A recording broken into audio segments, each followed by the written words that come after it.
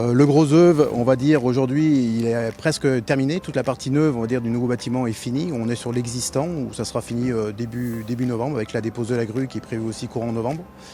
On est en cours actuellement de faire toute l'étanchéité, donc pour mettre le hors d'eau au niveau du bâtiment, et qu'on a commencé le hors d'air aussi par rapport à 2 niveaux qui sont finis.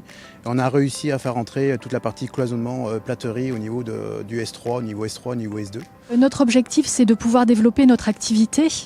Du coup, dans le bâtiment là qui est à ma droite et qui est partiellement réhabilité et nouvellement construit, il va y avoir 13 services qui vont intégrer ce bâtiment. Sur ces services, un certain nombre vont accueillir du public, 5 d'entre eux. Et puis, on va avoir également 7 services administratifs qui vont quitter le bâtiment principal pour intégrer ce bâtiment et permettre ainsi de développer de nouvelles activités de soins dans le bâtiment principal, dans le nouvel hôpital. Le développement de l'activité passera également par le fait de créer 2 salles de bloc opératoire supplémentaires. Nous passerons donc de 11 salles à 13. Et puis également d'étendre le service de stérilisation qui deviendra un service de stérilisation de territoire, avec un doublement de sa surface.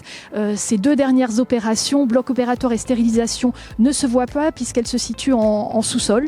C'est une grosse partie de cette opération, une sorte d'opération dans l'opération, avec une fin de travaux programmée entre 2024 pour la stérilisation et 2025 pour le bloc opératoire. Ce projet permet d'avoir un accès sécurisé et protégé pour des personnes à mobilité réduite depuis l'accès du rond-point Bizet,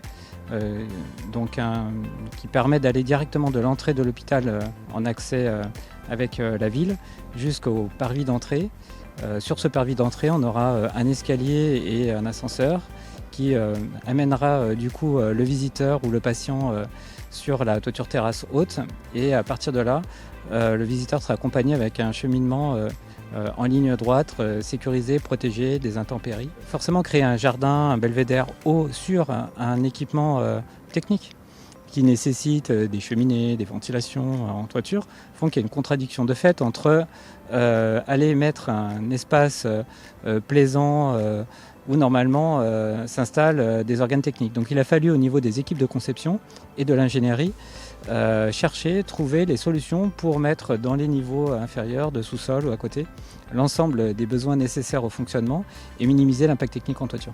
Alors, il y a la satisfaction, je pense, de l'hôpital, des professionnels qui voient le chantier avancer. Il y a aussi la satisfaction des intervenants qui œuvrent effectivement d'arrache-pied pour que le calendrier soit tenu dans un contexte qui n'est pas simple et pour nous permettre effectivement de bénéficier de ce nouvel outil le plus rapidement possible.